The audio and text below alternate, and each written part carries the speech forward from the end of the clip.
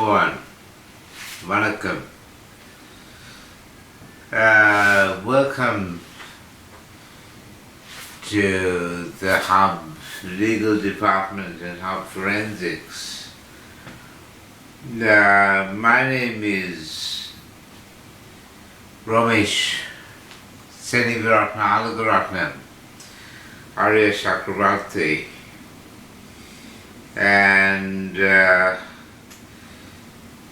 I thought it was about time that I summarized my investigations over the last 15 or 20 years into my father, Brian Senewiratne, and his role in the war in Sri Lanka. Now, I was brought up knowing very little about the real history of Sri Lanka and India and England. I was fed disinformation from the time that I was born, and I was sent to a Baptist church, Sunday school, and Pickers Primary School, and then we went back to Sri Lanka in 1968, and I was sent to Trinity College, Kandy, which was run by the Lions Club, the Freemasons.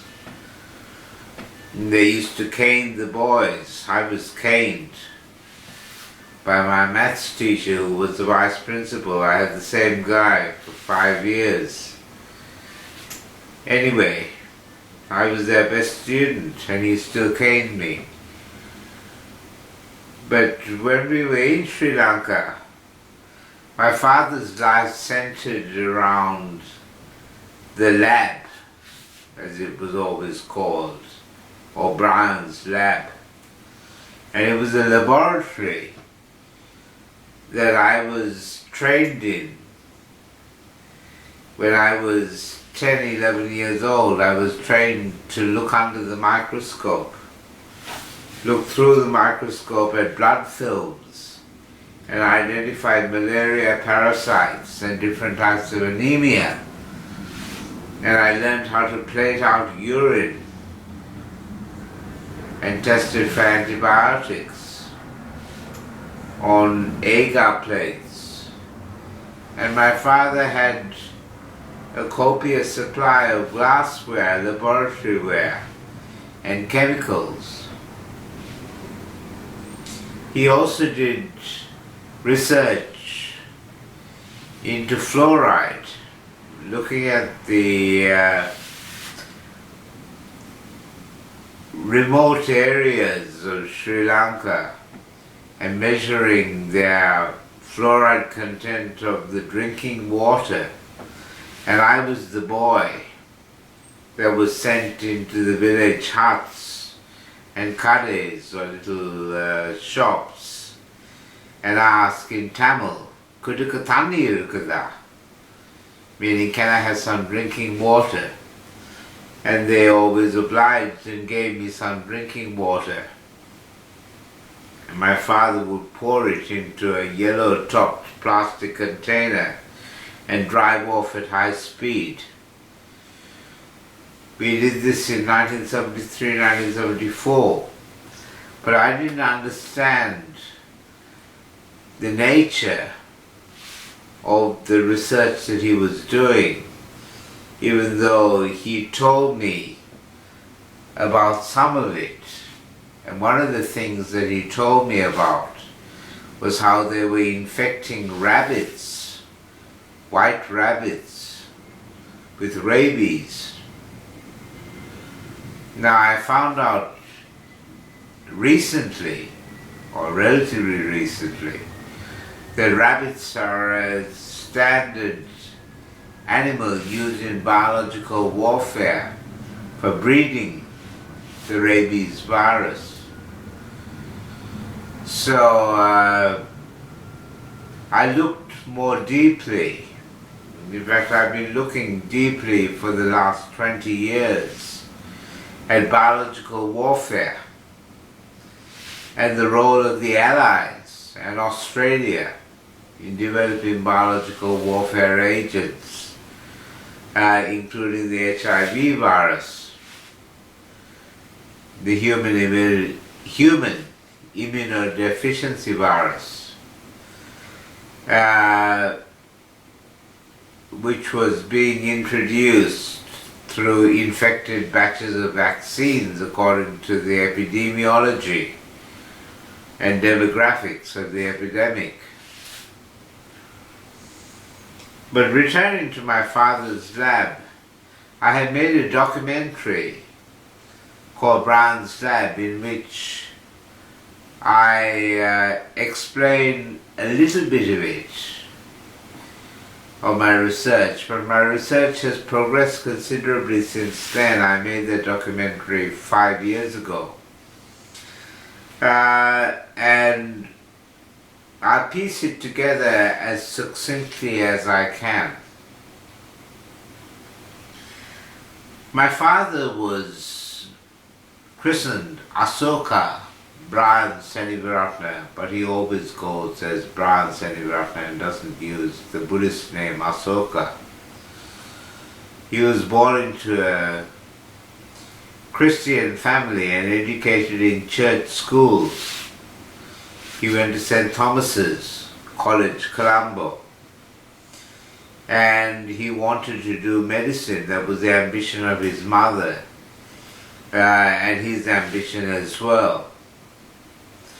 And his father was very ineffectual and poorly educated. He only had primary school education and lived on an estate that his father had given him, the coconut and rice paddy estate, which was run by the servant man by the name of Para.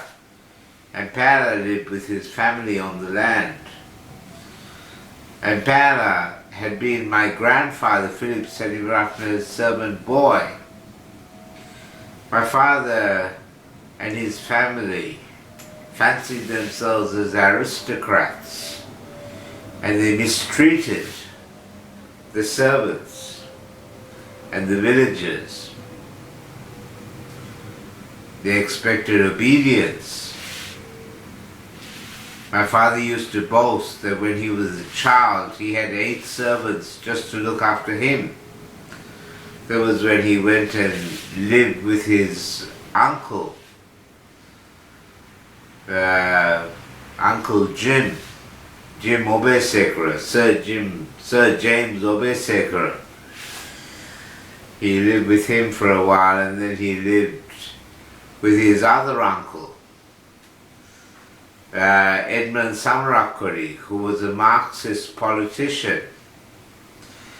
And he was expelled from the boarding school for throwing a bucket of urine on a teacher who he said was spying on them from the bushes. He took a bucket around and got all the boys to urinate in it, and then he threw it on the teacher. He was expelled from the boarding school for that. But his mother begged the warden of the school. They had a warden.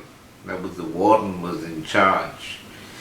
They begged the warden of the school to let him back as a day scholar, a day student. So that's when he lived with Edmund Samarakuri. Now, Edmund Samarakuri went to jail for objecting to the Second World War.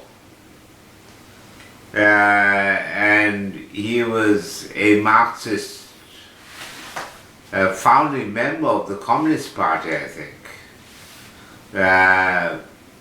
And he took his nephew, my father, who he called Kiddy, to a Marxist rally in Gorface Green around 1949, when my father would have been 17.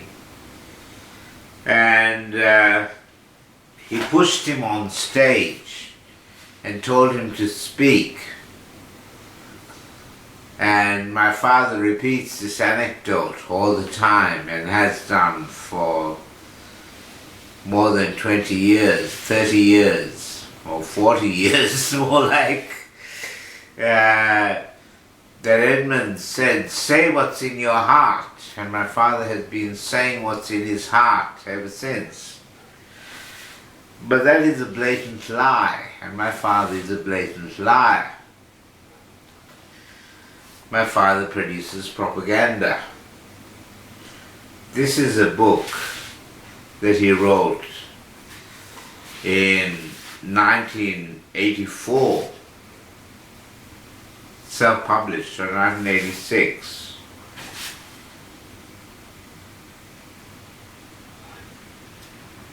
And 1986, and it says it's based on a talk given in Sydney on Human Rights Day, December 1985, and in Canberra in January 1986. Human rights violations in Sri Lanka. Now this book has an index which was done by my mother and my father, and it mentions the Mossad, but it doesn't mention the LTTE. It doesn't mention LTTE or Tamil Tigers.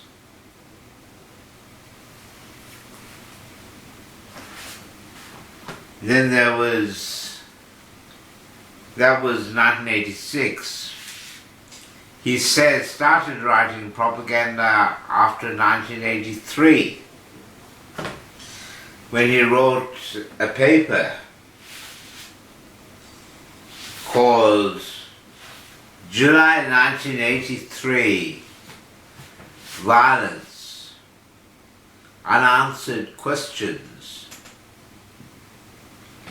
And he proceeded to answer the questions.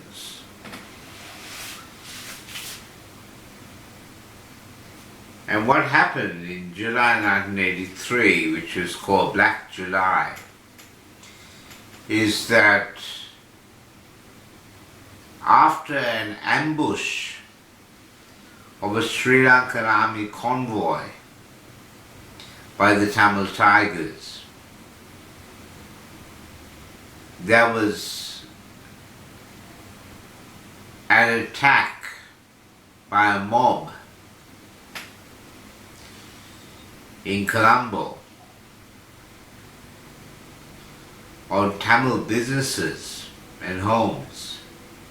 They knew where the Tamil people lived, and they had a list,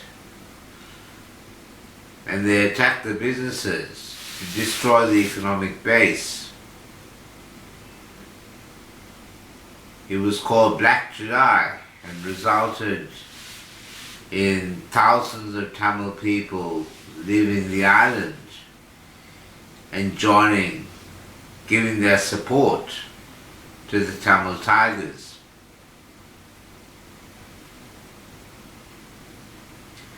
And I have long harbored the suspicion that my father was involved in orchestrating the 1983 violence against Tamil people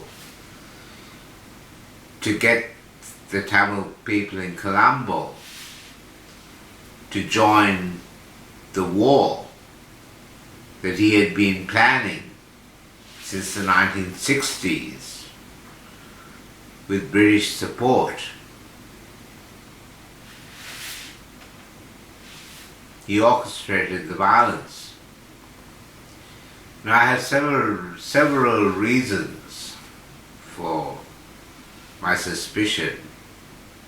One is that my father last visited Sri Lanka in 1983, shortly before the violence. He's never been back there, And he says he can't go back there because he will be killed. He's been playing the victim. Playing the victim.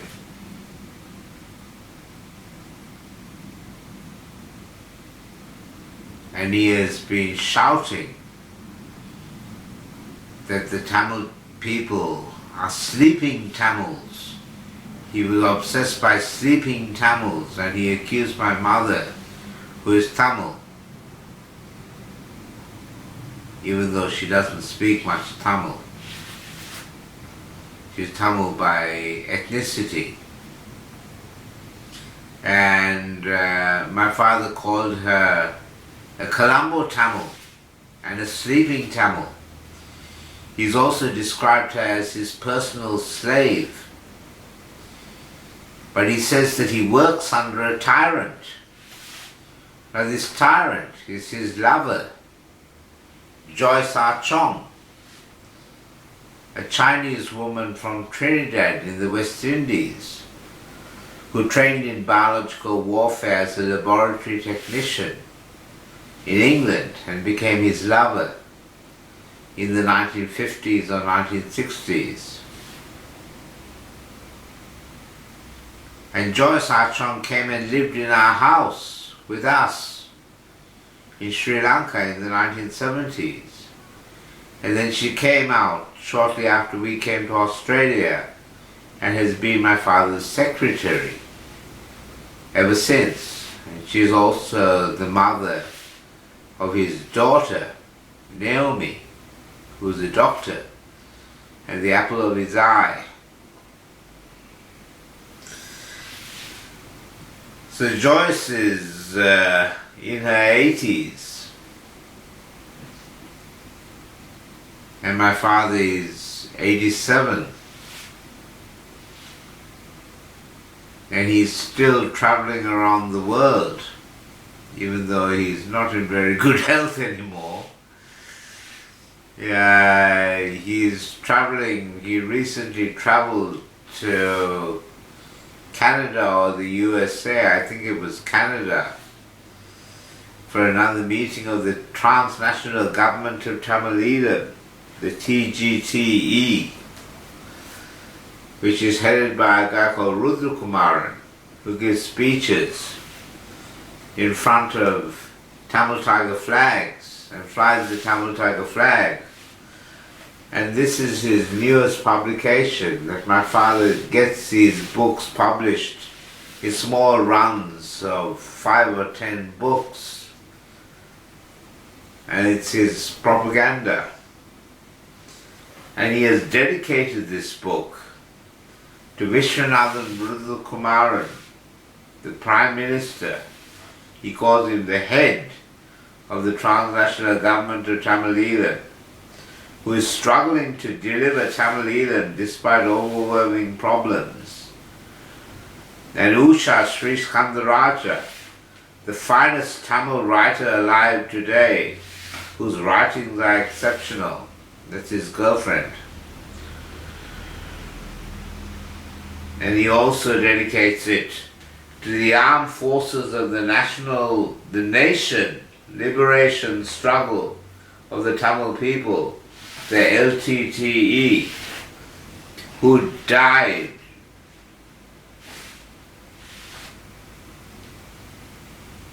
who shed their lives to rescue the Tamil people from Sinhala domination. Sinhala is a language. People who speak Sinhala are Sinhalese. My father doesn't speak Sinhala or Tamil. Tamil. He learned one word in Tamil, Vanakkam. So he says Vanakkam at the beginning of his speech, and he gets applauded for saying his one word of Tamil. My father seeks applause. He seeks applause. He lives for applause. he also had an ambition to become the foundation professor of medicine, the first professor of medicine in the new University of Tamil, which he planned to open in Kilinochchi. And he was involved in building the hospital, the Tamil Tiger Hospital in Kilinochchi. He shipped equipment from New South Wales, where he says the hospital was closing down, and we shipped the whole thing, beds in the lot, to Kilinochchi, where we set up one of the finest hospitals I've seen. He never went there. He's not seen it. And he says that the Tamil Tigers, suicide bombers,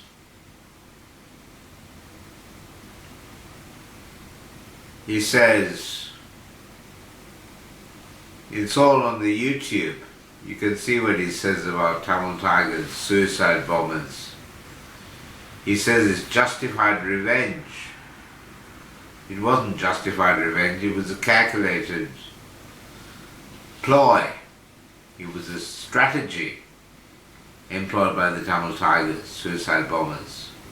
They created a suicide cult, and they gave cyanide, which they wore in test tubes around their necks. Now my father had a plentiful supply of cyanide, and he had contacts with the chemical industry, particularly Imperial Chemical Industries, ICI, that markets cyanide and explosives and detonators.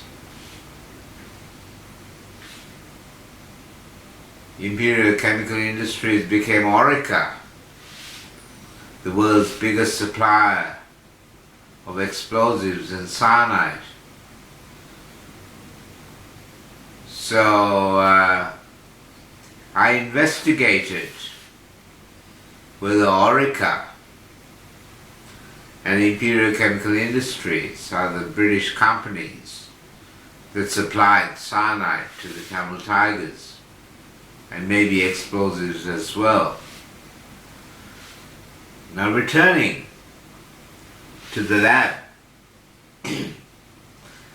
what I have concluded after my extensive investigations of his own writings and my mother's journal and conversations that I've had with my mother and my father and other members of my family, either my father planned the war in England in the 1960s as his revenge against Sri Lanka, which was then Ceylon. He planned the war, and he did groundwork for the war between 1968 or 1969 and 1975, and then he and his mates took out a contract on Alfred Durayappa, the SLFP, Sri Lankan Freedom Party,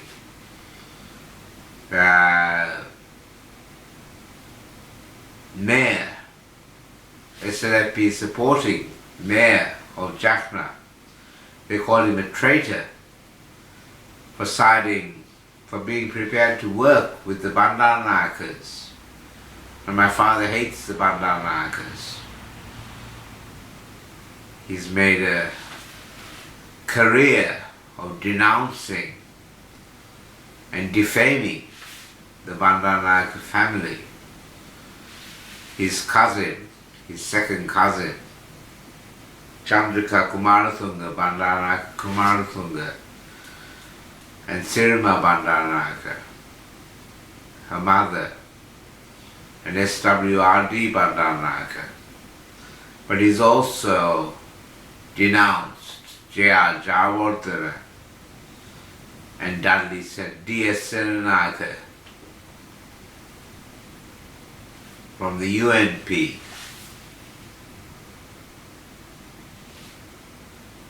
And he's denounced the Tamil National Alliance.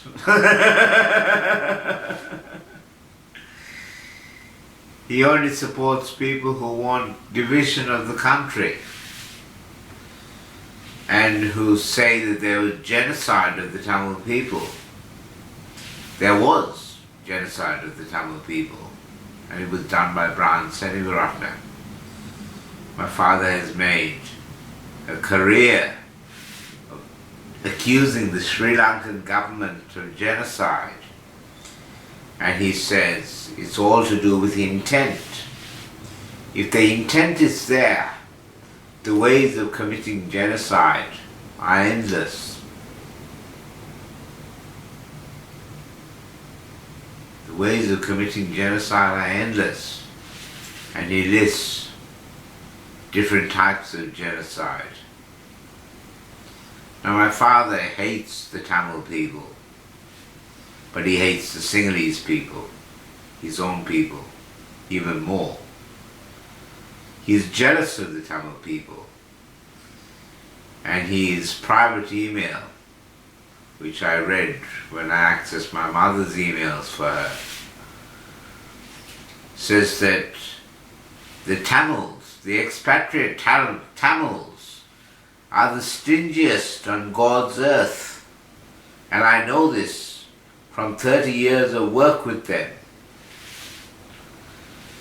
My father was disappointed that the Tamil people didn't want to give him more money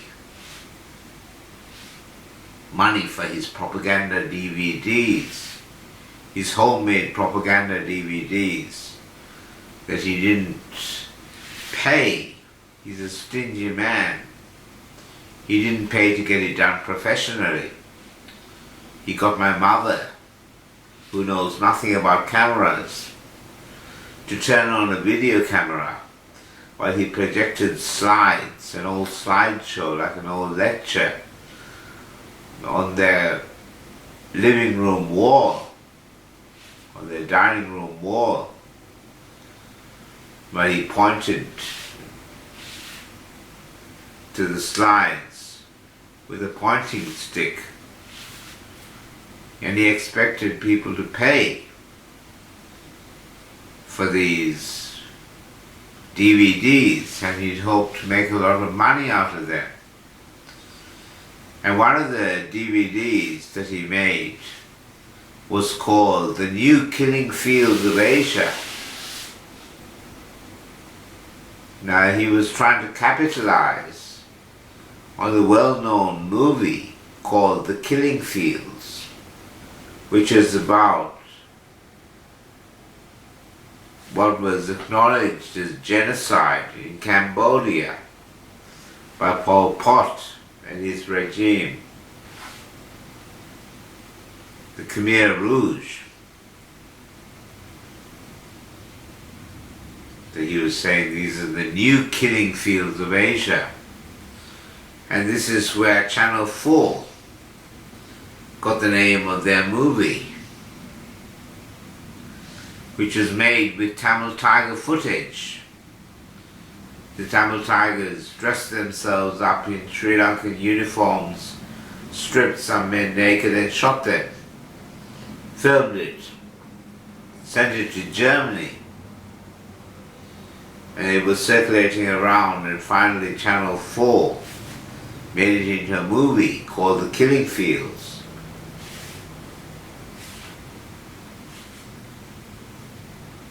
My father used to take this Channel 4 video wherever he went and play it. After warming them up with his propaganda DVDs. He's a performer. He's a performer. So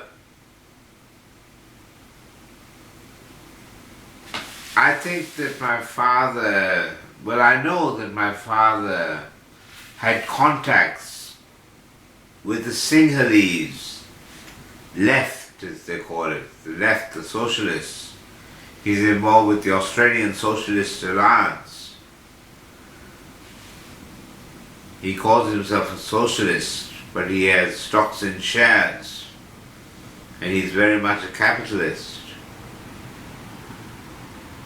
But he's known as a carpetbagger, making money out of the war.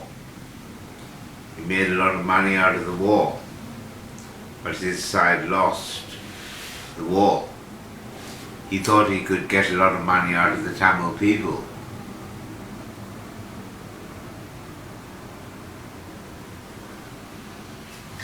So this is the third book that I've got.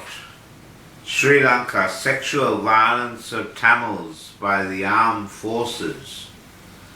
And they've got a graphics over there. My father has been publicizing this and promoting it for the last 3 or 4 years. And it's rubbish. It's badly written.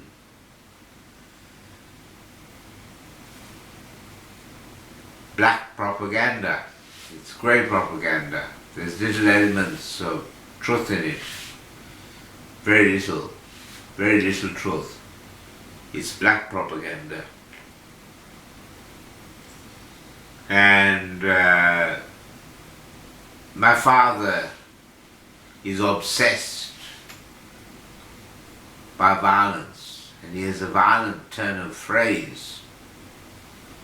And he has a history as a boxer and a shooter.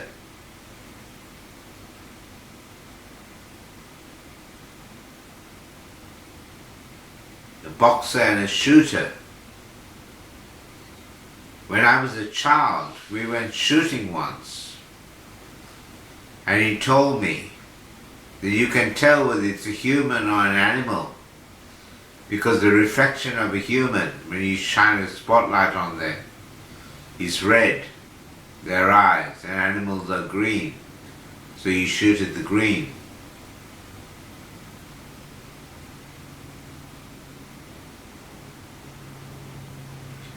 He had a double-barreled and a single-barrel shotgun in Sri Lanka, and he had a .22 rifle with a telescopic sight in Australia, which he bought after we came here. He also has expensive cameras. I don't know what he uses his cameras for, but I suspect that my father was involved in pornography,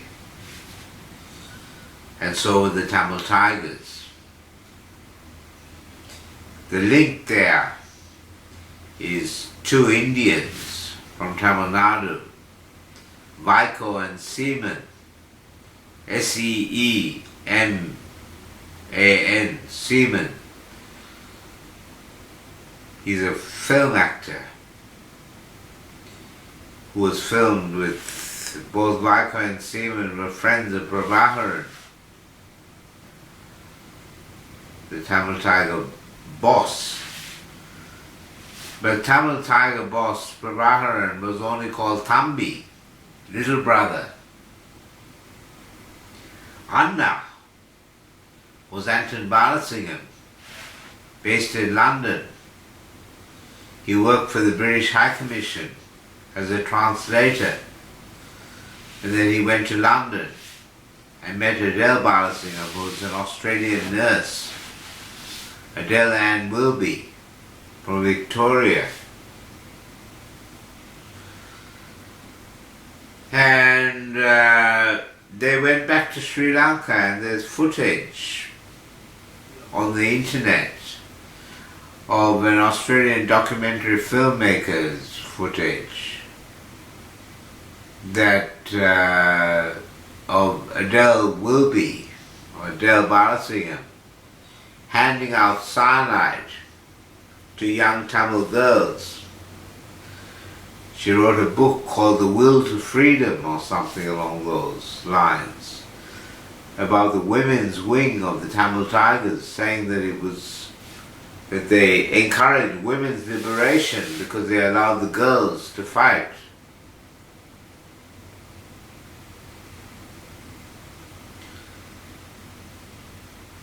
It was nothing of the sort. It was a sacrifice of young Tamil lives. And they filmed it all with Canon cameras. They drove around on motorbikes and four-wheel drives.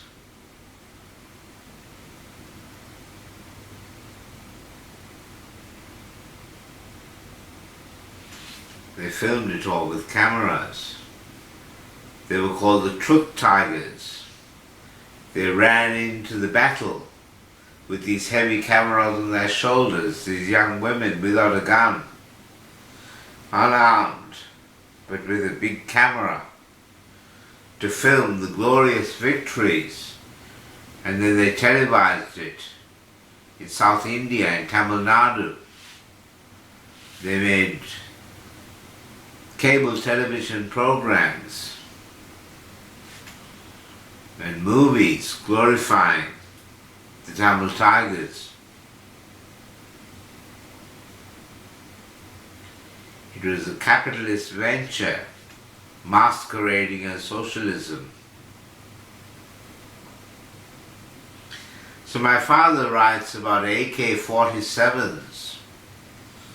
AK-47s, the Tamil Tigers are armed with AK-47s. An AK-47 is a Russian Kalashnikov rifle. This is the Cold War. And I have been looking at the connection between the Vietnam War and the war in Sri Lanka.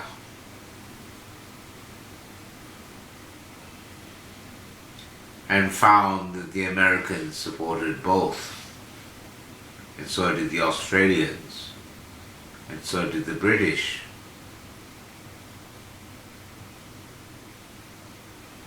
So my father had funding from the Nuffield Foundation, which is the charitable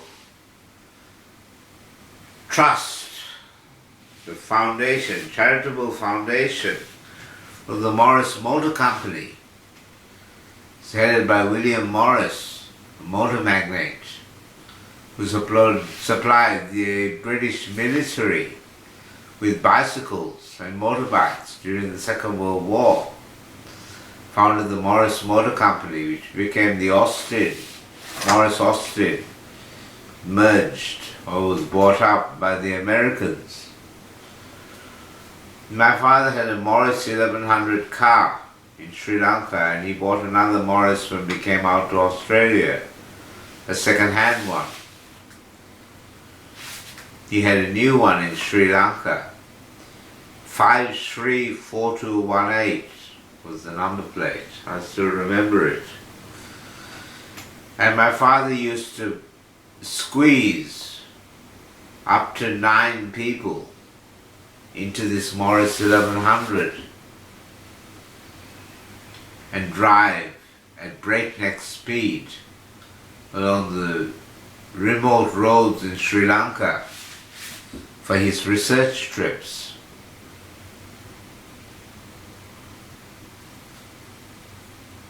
On one occasion, he ran over someone. I don't know where it was. I think it was in Kandy. And he didn't stop.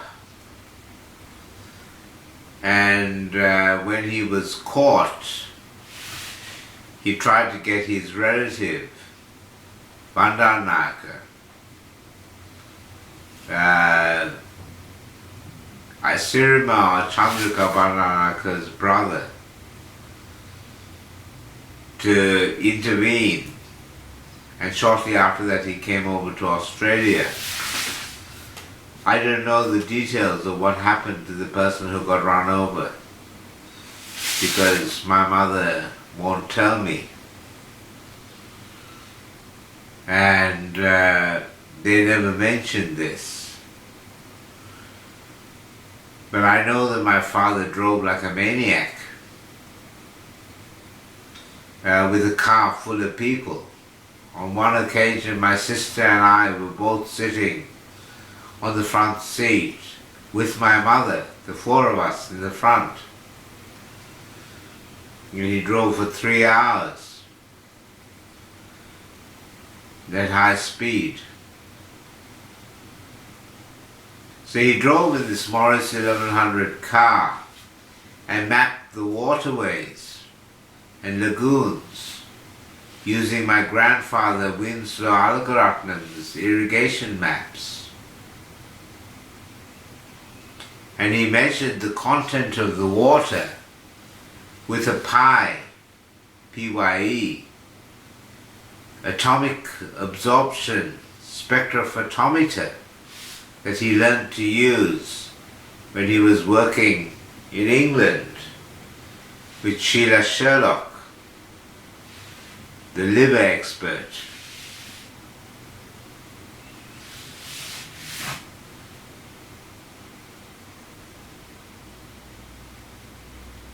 Now, he didn't know how to use this machine. He knew how to use it, but he didn't know how to repair it. And it packed up after a few months. However, the technology is such that the British could have used this machine to spy on the Peradeniya University and the Kandy Hospital. And my father was acting as a spy for the British. Now, I don't know whether he had formal training as a spy, but I think he probably did. I think he was working as a spy for the British.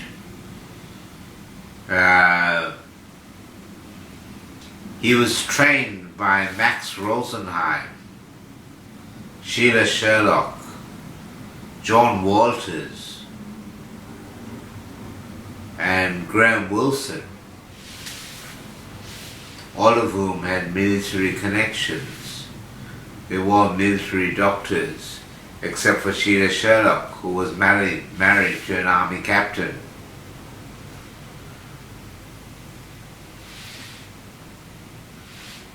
So that's why I think my father was furious with Sri Lanka and Colombo for not letting him do medicine, even though he couldn't speak Tamil or Sinhala. So he wanted his revenge. And that explains his motivation to commit genocide against both the Sinhalese and the Tamil people. My father's a deeply, deeply racist man. His parents were racist as well. They were racist against Tamil people and burghers. My father called them karaputtas, meaning cockroaches. And they were racist against Muslims, who my father called Thambis. He was racist against Chinese. He was racist against Africans. So was my mother. I remember my mother when I was a child, my mother saying, "I don't mind who you marry, Romesh, but I prefer if it's not a Chinese or an African." What a terrible thing to say to a child. I come from a racist family. But these things are not in the genes. They're not in the genes. They're environmental. They're how you're brought up.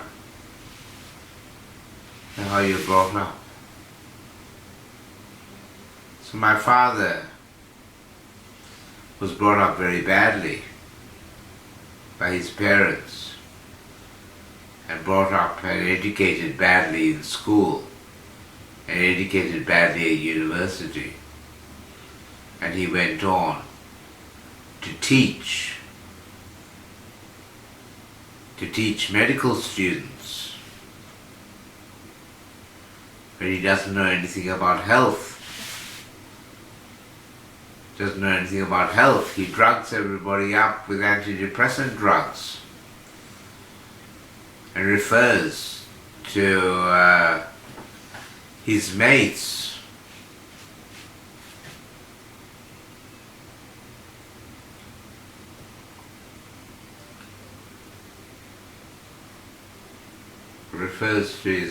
at PA Hospital.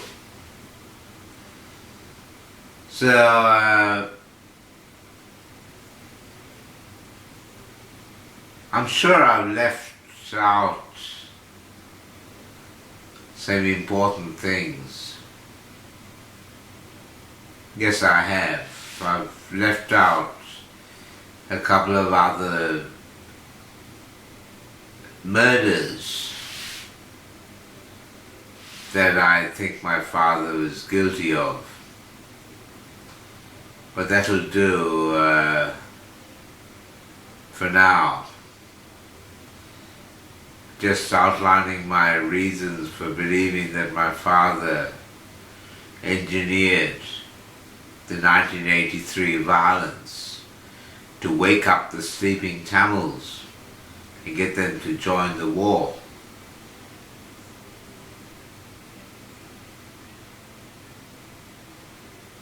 And the evidence that I have that it was he who took out the contract on Alfred Durayappa, the mayor of Jaffna, who was killed by Prabhaharan himself when Prabhaharan was 21. Alfred Durayappa was a Christian, but he used to pray in a Hindu temple. He was called a traitor by the separatists. They took out a contract on him. And Prabhaharan was 21 years old and shot him with a revolver when he went to pray in the Corville in the Hindu temple. And that's how the war started. They call themselves TNT, Tamil New Tigers. TNT is an explosive. And my father lives at 292 TNT, Pine Mountain Road.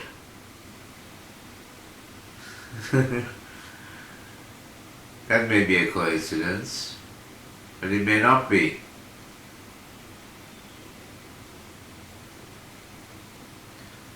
So I'm quite certain that my father trained in biological warfare and was involved in biological warfare research in Sri Lanka.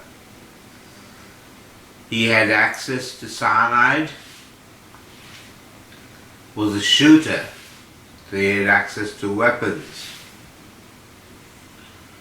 He supported the 1972 insurgency, Marxist insurgency, by the JVP, and had contacts with the left and the criminal elements. My father had a saying that he used to say to the Tamil people. Two sayings that I'll leave you with.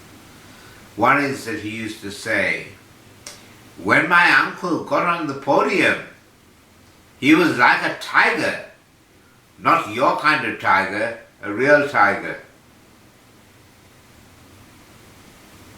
Obviously, he'd say that only to Tamil Tiger audiences, even though he denied that he ever supported the Tamil Tigers. And I was locked up many times for saying that he was a supporter of the Tigers. The other saying that he had, which shows his lack of morality, is that if it can't be done legally, we'll have to do it illegally. If we can't do it legally, we'll have to do it illegally.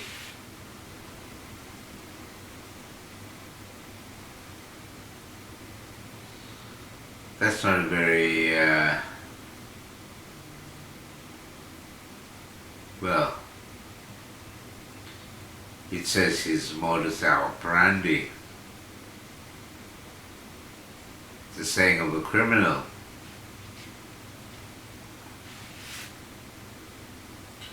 So I leave it there. I wanted to share my update on my research and my investigation into my father, Brown Senewiratne. And when I think of more, I've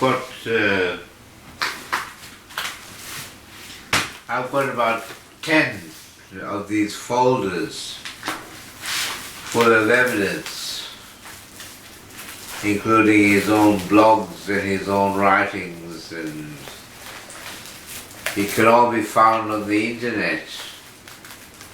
But it's taken me many years to piece all of this together. So thanks for watching the Hub Legal Department.